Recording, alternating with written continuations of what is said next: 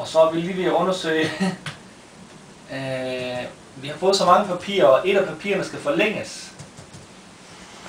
Og det papir, det skal forlænges, fordi ellers må vi ikke køre i landet. Det er ingen forsikring, det er bare, og det må vi kun gøre 14 dage i gang. Nu er den udløbet, og ved I hvad, vi skulle fandme bare køre, så er jeg pisse ligeglad, tror jeg.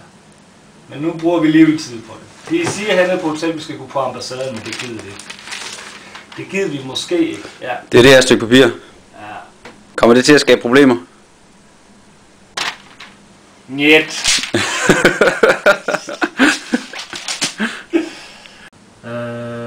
Jeg ved ikke, hvad det er. Nej. Ja, det er ikke på ambassaden, vi skal forlænge det. Nej, russisk 12. Når russisk 12? Det er dem, som udsteder den her, og det er hos dem forlænger den. Hvorhen i Moskva?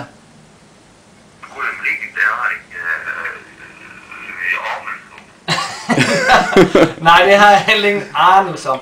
Men hvis vi... Men hvis du er i Moskva, så er det veldig greit at det kjører til som sentral og stasjon. Så at det styrer sitter. Ja. Hvad sker der, hvis vi ikke forlænger den? Vi har lige været ude og køre bybus. Og hvor er vi på vej hen, Claus? Vi er på vej hen til den lokale politistation for at få fornyet vores kørselstilladelse her i Rusland. Og ved I hvad, helt ærligt, jeg tror ikke, at vi får det fornyet derhen.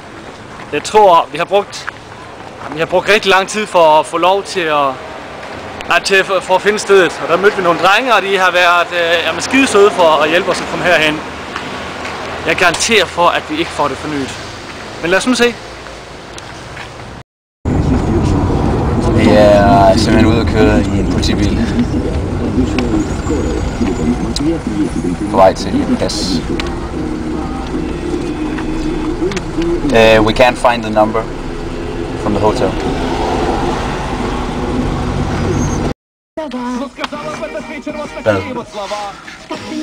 Så skete det.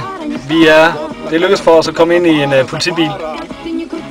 Og vi kan faktisk ikke komme ud igen, for det er børnesikring ham, eller hvad det nu hedder.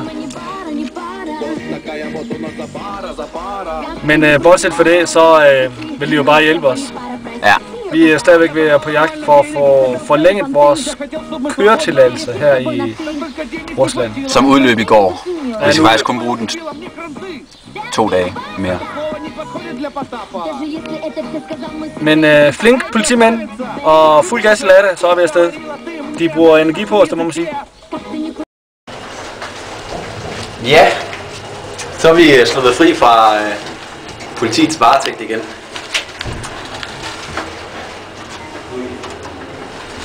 Ja.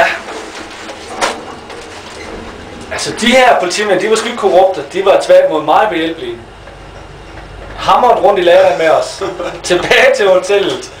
Og altså vi har så rimelig mange papirer. Og langt de fleste papirer vi har, der er den dato, vi længe ikke overskredet. Men lige netop det ene papir her, som vi så gerne vil have forlænget, det kan vi ikke få forlænget.